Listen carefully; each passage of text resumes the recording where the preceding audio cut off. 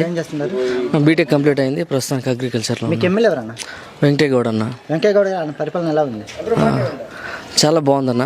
ఆయన చేసిన మంచి పనులు ఏమైనా ఉన్నాయంటారా? చాలా ఉన్నాయి చెప్పుకోదగ్గవి. ఏమేమి చేస్తారు ఆయన? మాకు దాదాపు 30 సంవత్సరాల నుంచి మా ఊరికి కనీసం రోడ్డు లేకుండా ఉండేది. ఇంతకుముందు ప్రభుత్వాలు ఎన్నో మారినాయి, ఎమ్మెల్యేలు ఉన్నారు, ఏం చేయలేదంట అప్పుడు. వాళ్ళందరూ కూడా ఎటువంటి సహాయము మాకు చేయలేదు, కనీసం మాకు ఎటువంటి సహకారము లేదు వాళ్ళ ద్వారా. వెంకటేగౌడను వచ్చిన తర్వాత ఒక చిన్న కార్యక్రమం నుంచి ఒక పెద్ద కార్యక్రమం వరకు ఎంతో మేలు చేసినాడు మా కోసము. పిలిస్తే పలికే వ్యక్తి వెంకటేగౌడ అన్న.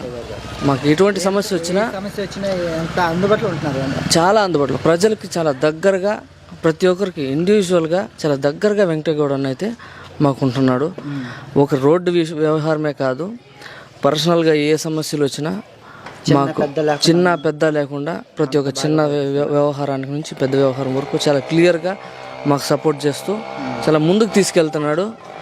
మాకు ఈ ఇంతకు ముందున్న ఎమ్మెల్యేలతో పోల్చుకుంటే 100కు 100, 200% కూడా చాలా బెస్ట్ అని మేము భావిస్తున్నాము. ఖచ్చితంగా మాకు మళ్ళీ కూడా ప్రభుత్వం వెంకటేగౌడనికి మేము ఓటేస్తాము. ఖచ్చితంగా ఆయనే మాకు ఎమ్మెల్యేగా కావాలి. ఇంకొంచెం ముందుకు మేము వెళ్ళాలని కోరుకుంటున్నాం, కానీ వెనక్కి వెళ్ళాలని మాత్రం అనుకోవట్లేదు. ఎవరు మాత్రం అనుకుంటారు చెప్పండి? మేము 30 ఏళ్ళుగా మేము గెలిపించుకున్న మా నియోజకవర్గంలో మేము గెలిపించుకుంటున్న వ్యక్తి మాకు ఎటువంటి ఉపకారము చేయలేదు. దాంట్లో క్లియర్ క్రిస్టల్. మీరు ఎవరినైనా అడుక్కోండి, ఈ నియోజకవర్గంలో అది క్లియర్గా ఉంది. మరి ఇక్కడ వీకోట్లో కానీ పలమనేరులో కానీ ఆసుపత్రి కట్టించాను కదా, నిజమేనంటారా? పలమనేరులో కట్టించారు. నిజమే. 200 పడకలు ఏమనుకుంటా అది కట్టించారు. నిజమే, అది వాస్తవమే. ఒక హాస్పిటల్ ఎన్నో చేస్తున్నారు. ఆయన ఇంకా సపోర్ట్ చేస్తే మాకు ఎంతో చేస్తారనే నమ్మకం మాకుంది. రోడ్లు వేయడం కానీ, కాలువలు వేయడం కానీ, మంచినీటి పథకాలు వేయడం ఇలా చేస్తున్నారంట కదా? చేస్తున్నారండి, చేస్తున్నారు, ఖచ్చితంగా చేస్తున్నారు. జగన్ గారి పరిపాలన ఎలా ఉంది?